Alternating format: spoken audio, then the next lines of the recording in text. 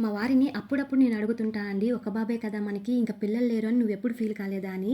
తను అడగడం ఆలస్యం, ఎందుకు ఫీల్ అయ్యేది, నువ్వు బ్రూనో ఉన్నాడు కదా అంటుంటాడు. అప్పుడు నేనెక్కడ ఫీల్ అవుతున్నానో అని అంటున్నాడులే అనుకునేదాన్ని.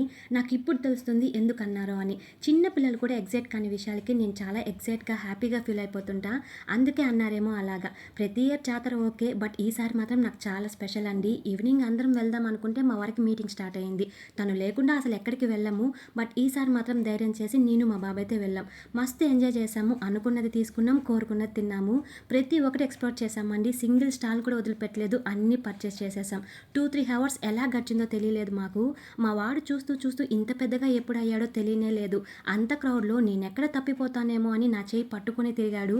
ఎక్కువ మంది జెంట్స్ ఉంటే ప్రొటెక్టివ్‌గా వాడి హ్యాండ్స్ మధ్యలో తీసుకెళ్ళాడు. ఒక్క నిమిషం నాకు నేను వాడిని జాతరకి తీసుకెళ్ళానా, వాడే నన్ను తీసుకెళ్ళాడా అనిపిచ్చింది.